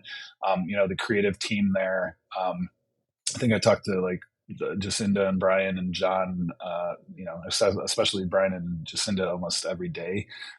So it's just like one of those things where we're all in alignment. We're talking about like where this could go, what this could be, like moment by moment as things evolve. One of my favorite stories from early in development on the first Spider-Man game was we had this moment where Miles Morales was walking to Feast and he had, his father had just been killed, and he had went to some therapy, and he was just walking. You see the back of his head, and he's doing some audio talking to his mother on the phone, and the line was something about, hey, I don't want to do that therapy stuff anymore. I just want to get back into the world. And I saw that line when I was playing through the build, and I was like, we have a character who's like, a teenage Afro-Latino kid. Actually changing that and making therapy seem like a positive thing would probably be better, would actually speak to our character more and speak to the audience. So I texted Brian, and Brian was like, yeah, that's a great idea. I totally agree with that. Like little things like that. Like we jump in, we'll play the games, we'll give some insights on that sort of stuff. And, they come up with some of the best ideas on their own, but like stuff like that we think about and we try and weave into these games that really just make them topical and culturally relevant and just, of the time and fun is something that we like to do. Yeah, I guess the answer is, like you were saying before, even when it's the difficult conversations, you still play that role of the creative collaborator, right? It's the patient on the table as opposed to fighting the surgeons, fighting between yourselves. Yeah, exactly. I mean, it's like when you're, like if you're, to go back to the kitchen metaphor, it's like if you burnt the sauce, you don't like just, you might have to throw it away and start again and make a mix with it. But like, you're not going to stop making the dish, right? Like you're going to continue to make the dish. And do it. You got somebody waiting. You got somebody waiting for it. Yeah. You got somebody waiting for it. And so like figure out how to make it work and what you can amplify to bring up and that people will connect with. And then the other stuff kind of, put on the back burner, make it a garnish or whatever. So like that sort of thing. Yeah. So sticking on the creative collaboration side of things for a bit, and also like dipping back into your community and I guess your marketing experience as well here, something interesting that's happened through your career of these major IPs is you've worked on things that have been the first iteration of an IP, like original IP, right? Where it might be a Bioshock or it might be a Last of Us. But now at Marvel, you're working with some IP that are 60 years old, some of them, right? And like with dozens and dozens and dozens of iteration and a very cultural, institutional kind of like zeitgeist level understanding or unspoken sort of expectations about what and obviously very vocally spoken sometimes, expectations about what an IP may do or a license may do. So how does actually working with the community differ in your mind from those times when it has been a new license and you're trying things new through to coming out and having these communities that already have existing expectations that may be ingrained decades long? Yeah, I mean, it comes back to that Maya principle of like you need to make it accessible yet approachable, right? So it's something that you make it familiar enough where they're like, oh, I know that, I'm interested in it, but you sort of change it up a little bit where you advance it. So I either make it accessible yet approachable or make it accessible yet advanced, right? Yeah. Those are the things that I think about in my head all the time. And so, that's how you sort of make it. So like, great example is our Spider-Man character with the white spider. And I wasn't on the team for the early design conversations around it, but when that launched, everybody was like, why has he got a white spider? Spider-Man never has that, right? And nowadays, everybody loves the white spider, right? Because, when it first came out, it was sort of like visual. You saw like a gameplay demo. Nobody had hands on it. They didn't feel the fun. They didn't feel what it was. And then eventually when they got it, they're like, wow, the rationale, why he built it that way, why Spider-Man, what it looks like, how he swings through the city, like it just all connects and people now love it. And so, I talked to a bunch of folks about what went through there, but like for me, I think the community aspect of it really comes down to knowing that the approach we're taking is a little bit back to like my band days where it's like a little bit of a punk rock ethos where you're like, cool, we got this history. We're going to look at the history, but we're going to mix things up and make our own thing. Right. Like, and that's every developer we work with. We're like, all right, what do you want to make? What are you working on?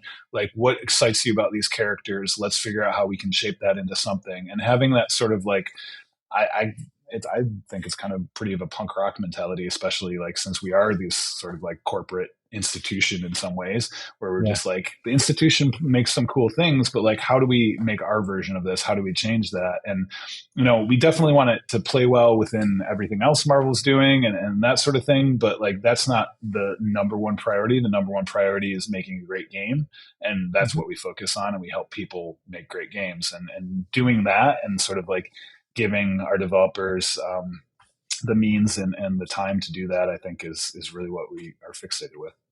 Yeah.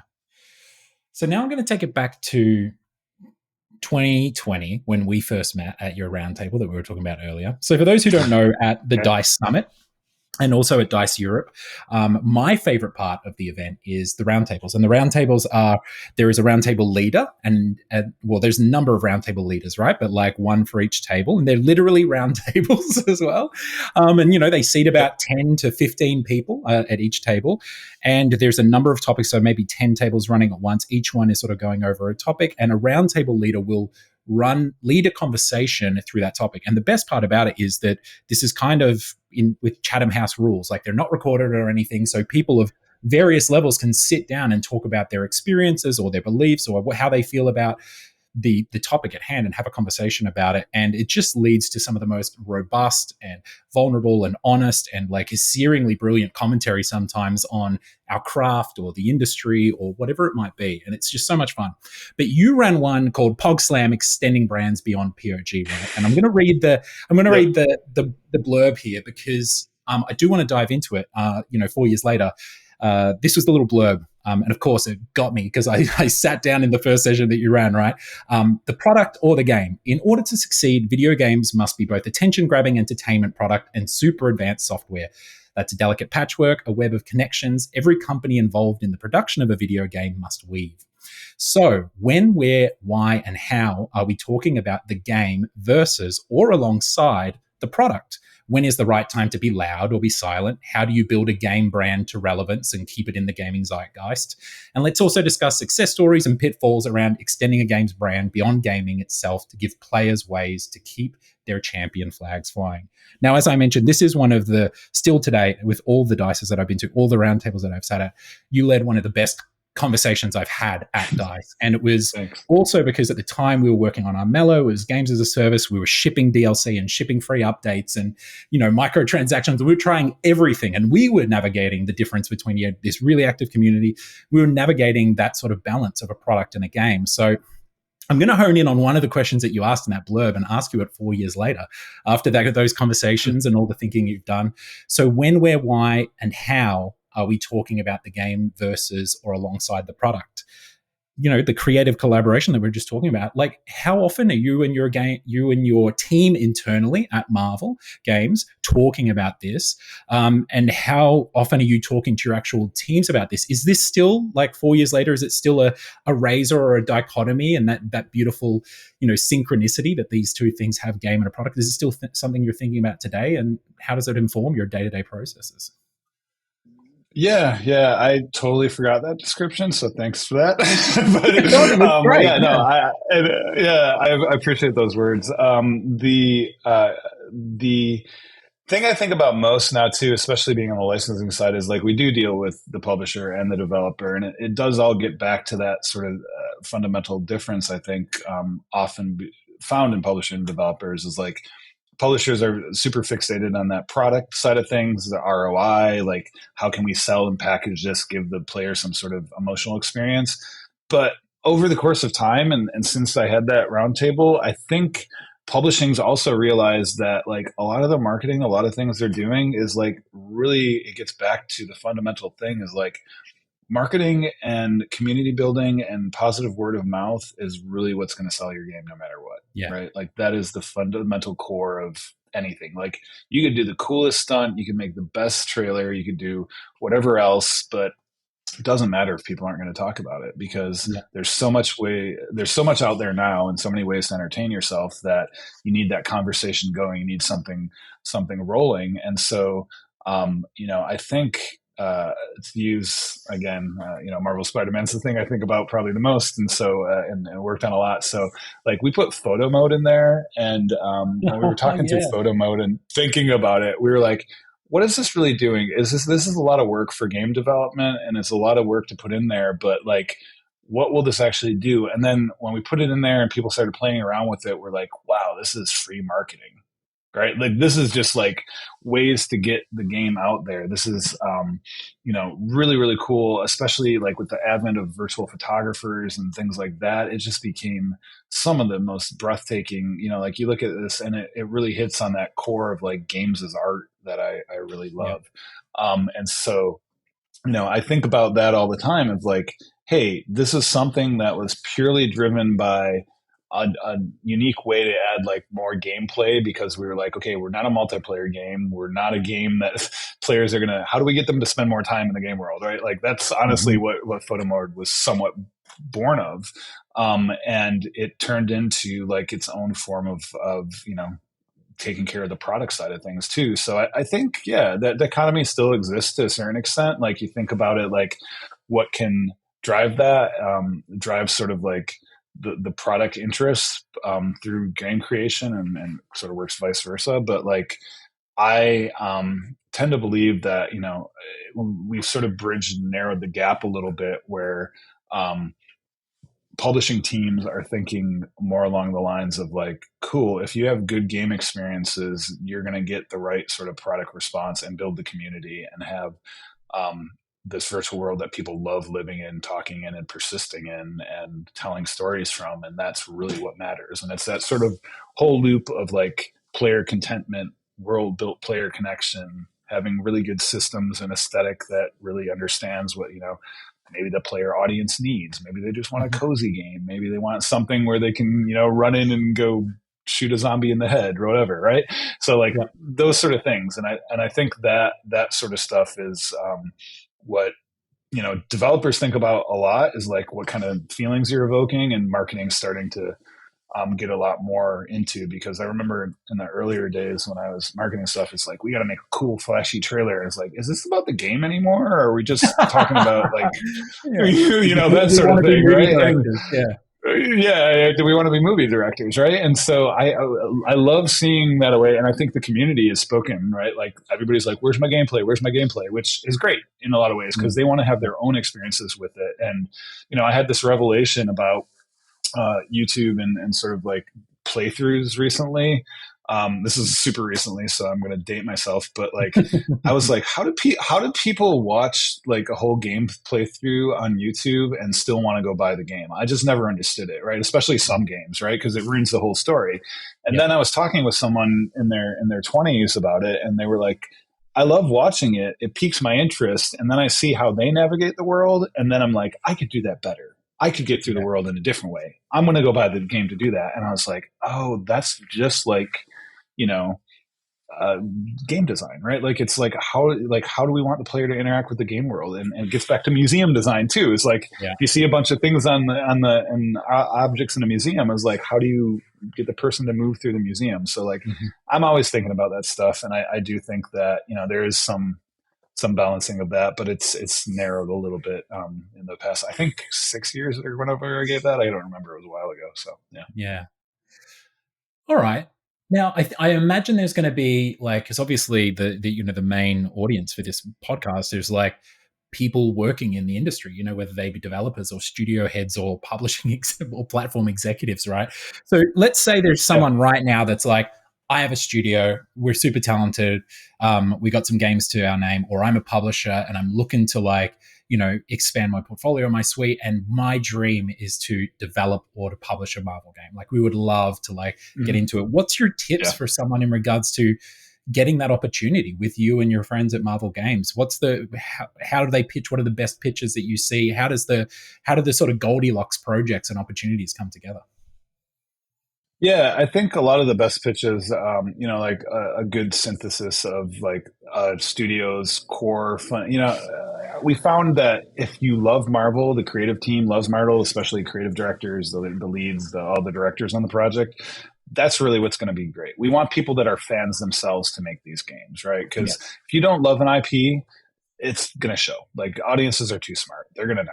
Right. And so, we spend a lot of time getting to know partners and that sort of thing to make sure that is fundamentally there, that they have an interest and love. It could be from films, it could be from comics, it could be from, buying the Underoos when they were kids. But like, it's one of those things where, it's that sort of deep founded love for Marvel is essential. Otherwise, you're going to be working on these things, especially game development now, for up to 5 years, and you got to be in it, right? And so, I think that goes a long way. And then, there's been a couple different instances where we're just like, that team is doing this kind of tech, and this kind of tech would look really cool with this character. Let's go talk to that team, right? Yeah. And so that could happen. I think we've said publicly, one of the things is we saw Sunset Overdrive, and we're like, "Ooh, swinging around the city, there we go," right? And so, we have someone in mind that could do that thing as well. Yeah, or even just like tonal stuff. If there's stuff like tonally, like, oh, this fits like, the certain character. And so, at this point, like I said, we're sort of at the point where like, our plate is full. We got a lot of things on boil, a lot of orders and a lot of dishes to get out there. But, I think, we're definitely, as the future moves on, as games change, and there's a bunch of different opportunities and other things we want to create. On the mode, we don't just do. I fixate on the console stuff. That's what I'm the executive producer of. Is mainly our franchise console titles. But we have mobile and VR and some other games that we always work on, and live service and that sort of thing. And Danny Koo's leading Marvel Rivals, which is looking brilliant, and that sort of stuff is another thing that those sort of games, like, we're always looking for opportunities there. So it comes down to like, is there mutual interest? Like, do you want to work together? Is there technology that makes sense and sort of can align with our characters? And then, are you comfortable working with licensing and that sort of thing? Because sometimes it's scary. Like, a lot of people is like, oh, it's Marvel, it's scary. It's like, yeah, but we're gamers too. Like, I really want to get that message across. Like, whoever watches this is this, like, we love games too. Like, Foremost is like, we might have, been around for a while and got some big IP, but like, ultimately we want to play, like, we're fans ourselves. We want to play these cool games that we can make together, and you can make, and we can help you make, that sort of thing. Yeah. So that's kind of where we're at. Hell yeah. It's interesting because it makes me think immediately hearing you say this. I just want to ask you, like, what's Eric Monacelli's dream project? Like, whether it be like a team and this license, or you, like, even if you don't name a team, or like, is there a genre and a superhero mashup that like you feel is still on the table? I mean, when I saw that we were going to get Blade by way of like Dinga Buckaba, like, I was just Dinga's the man. That was like that's like a no brainer. That project, Dinga's that guy. He's awesome. Yeah. And so, I think along those lines, I don't want to, tease or give anything, but like, I super, like I said, there's certain games that I've played that I would love, to see a genre. Like, I grew up with Ultimate Alliance. I played a ton of Ultimate Alliance. That's kind of like my first Marvel games I played a lot. Yeah, I honestly, the Supergiant team would kill it. Right, like doing like a Hades style roguelite with Marvel characters, like, Ghost Rider or something. I don't know. That would be amazing, right? It's not. They're not even my they're not even my favorite character. Like, Ghost Rider isn't one of my favorite characters, but like, I just could see that happening. I think, my personal thing, what I've always wanted to do, I'm a huge Kate Bishop, Lucky the Pizza Dog, is one of my favorite Marvel characters. So I love like Marvel. I love Marvel critters and dogs like that, and Jeff the Land Shark and things like that. So, I'd love like a really good Kate Bishop, Lucky the Pizza Dog game. I think the stuff I'm working on too super excites me. I'm working on the Blade game, and Marvel's Wolverine is I'm very excited about where that's headed and things like that. So, and the Rise of Hydra as well, right? As you were saying before, Marvel's 1943 Rise of Hydra, and then our Marvel's Spider-Man stuff. So like, I have an abundance of riches. We've done a really good job making some great partners. I feel very fortunate, especially with everything going on. And so it's been I'm grateful, and I get to work with some of the coolest, smartest, way smarter than me, which is awesome, developers in the world. Everyone in the room that's the way it should be. Yeah, that's my goal. That's absolutely my goal. And so, I get to work with people like that, just come up with some really cool game ideas. But, as far as characters go, like I love Kate Bishop, Psylocke, Wolverine, those Lucky the Pizza Dog, like I said, Cosmo, the Guardians of the Galaxy was one of my, like, I loved working on that game. Like the team up there in Montreal was incredible. IDOS was great. So I don't know. It's too hard for me to pick at one, because Marvel has so many characters and they're so fun. So that's what it is. You're kind of already. It sounds like you're already working on your dream projects as well with the dream teams. You're a very spoiled boy. I agree. I'm extremely spoiled. I feel like I earned my stripes through different roles. I've worked my way here, and I'm very spoiled on where I'm at. And I think. If, like I said, Tetris is my favorite game. If there's ever a Marvel Tetris, that would be dope. I'm a huge baseball fan, and there's this painting, right? There's this painting of like X-Men playing baseball that is actually in the Marvel New York office. Wow. And I'm like, how is this? Like, how do we make this into a game? I love that. So yeah. All right. Well, you heard it here, folks. The bounty's up. Marvel, Tetris, and MLB X-Men. Let's. There we go. Let's go. Let's go.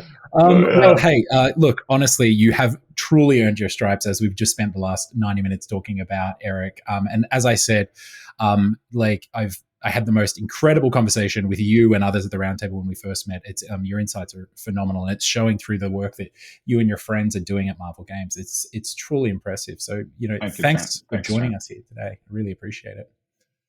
Yeah, thank you for your time. It's always good to talk to you. And I'm super, super stoked that I was able to join this podcast, because honestly, some of my heroes in the industry have done it. So it was really a meaningful thing to do it. So thanks for having me on. And I'm really touched that you remember my roundtable, because I'm one of those guys that just sort of like moves through stuff. And so I'm glad it left an impression, and I really appreciate it. And thank you for your time. Of course. Now, I am going to ask one final question, which is an Easter egg question. Now, if I'm correct, sure. You also have done some like Citizen VO in GTA 4. Am I right? Yeah. So okay. So there's a couple. I'm going to tell this story, which I'm not proud of, and then I'm going to tell you the stuff I am proud of. So the one I'm proud of, not the one I'm not proud of. They, like, when I was working at 2K, Rockstar put out a casting call because they're like, we need VO for the citizens of Liberty City, and I was like, in my 20s, and I was like, I'm going to do it. So I walk in the room and I get in the casting booth, and a product manager and me walked in at the same time. She was sitting next to me at the time, pointed at the product manager. They're like, you're lawyer number one. They pointed at me and they're like, you're dork number two. So my role, but who actually? What's the character I'm playing? Yeah, I was like, what's dork? I was like, I'm just myself, right? Like, what is this? And so you can find me in Liberty City and run me over with a car. And I think I say one of my lines was, I have a blog. I'm not going to repeat the tone of voice I said it in because it's super embarrassing, but that was one of the lines. Right. So that was the eye-opening thing. I was typecast, and that's fair. And then the coolest thing that ever happened to me was in Marvel Spider-Man 2, we were working through the script on it, and we were going to put like a Mets game in there because Spider-Man historically is a New York Mets fan, and I'm a huge New York Mets fan. I'm wearing the hat. You got the hat on right now, yeah. I got the hat on right now, yeah. And so we were talking through it, and we're like, okay, like licensing a game might cost some money. Like, we want to say production cost. I was like, what could we do? And they wrote a script and they said it, and there was a character in it. And then Bill Roseman and I were talking through the script, and Bill's like, what if they just put you as the player? And I was like, yes, can we do that? And he's like, why not? And I was like, okay, cool. And so I had to sign my leg. And so if you go into the high school mission on the radio, the janitor is listening to a game and it says at bat, Eric Monacelli, the rookie sensation. And I'm just like, this is the best. So I'm a fictional baseball player in Marvel Spider-Man, and I am super proud of that moment. That's what I wish I was typecast as, but I also have played dork number two. So I love it. We've spoken about your astronomical rise through the video game studio and industry, but really your astronomical rise is going from Liberty City dork number two through to yes. New York City, like Mets player, baseball extraordinaire, side. right? Yeah, exactly. Yeah, that's the one that matters. The fictional one is definitely what matters. So yeah, I super appreciate the team for doing that. But yeah, man, it was great catching up with you, Trent. This has been awesome. Absolutely, dude. And what a wonderful way to end the podcast. Thanks, man.